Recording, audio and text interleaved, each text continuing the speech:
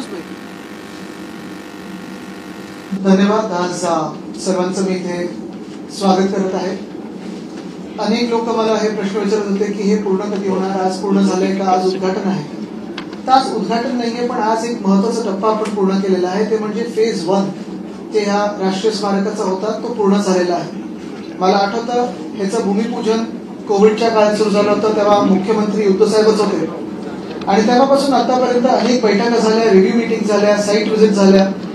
कधी उद्धव साहेब असतील, कधी मी असेल, देसाई साहेब स्वतः मला वाटतं दर आठवड्यात येतच असतात. आणि महत्वाची गोष्ट म्हणजे आपल्याला इथे पाहायला मिळत असेल, साधारणपणे सगळ्या स्मारकांमध्ये पहिली जी गोष्ट दिसते तो म्हणजे पुतळा असतो. आणि ती संकल्पना बाजूला ठेवून वंदनीय हिंदू सम्राट बाळासाहेब ठाकरे म्हणजे माझे आजोबा ह्यांनी जीवनात काय नक्की घडवलेलं आहे, मुंबईत काय घडवलं, महाराष्ट्रासाठी काय केलेलं आहे, त्यांची जी पूर्ण कथा आहे, जे काही त्यांचं जीवनाचा काळ होता आणि त्यांचं जे काही समाजात असेल, राजकारणात असेल जे योगदान आहे ते आता पुढच्या दुसऱ्या भागात येणार आहे.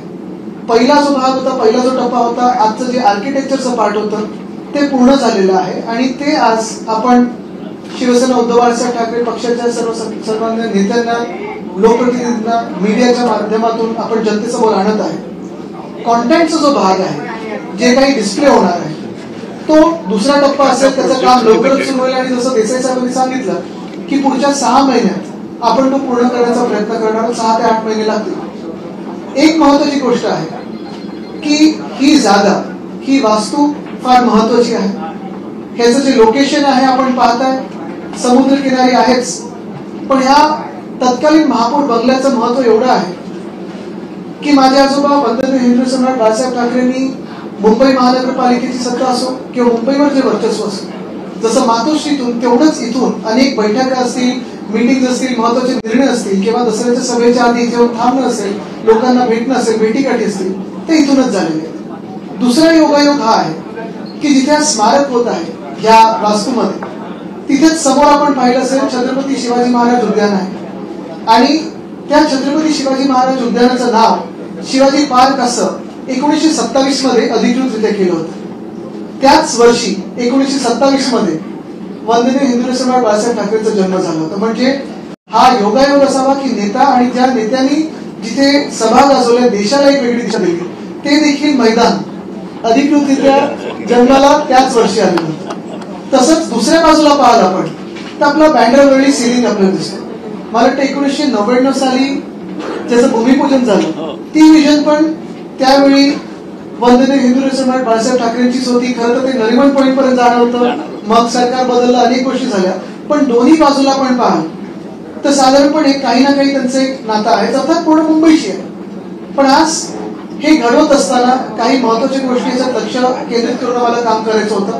पहिली गोष्ट म्हणजे जसं देसाई साहेबांनी सांगितलं CR-Z, दुसरं म्हणजे हेरिटेज वास्तू, तिसरी उद्धव साहेबांचे मला आदेश होते की एक सुद्धा झाड न तोडता इथे किंवा त्याला धक्का न लावता तुम्ही काम केलं पाहिजे. तसं आम्ही वाचवण्याचा पूर्ण प्रयत्न केलेला आहे. चौथी गोष्ट म्हणजे जे आम्ही वारंवार पाहिलेलं, म्हणजे श्रद्धाताई आहेत, स्नेहलताई आहेत, रावते साहेब आहेत, अनेक महापौर जे इथे राहून गेलेले आहेत, सुनीलजी पण आहेत, अनेक महापौर जे राहून गेलेले आहेत, त्यांना माहिती आहे की पावसाळ्यात इथे जे वारे वाहतात, जो पाऊस येतो आणि ज्या लाटा येतात, त्या लाटांनी हा बंगला देखील हादरायचा, ते देखील प्रोटेक्शन देणं गरजेचं होतं.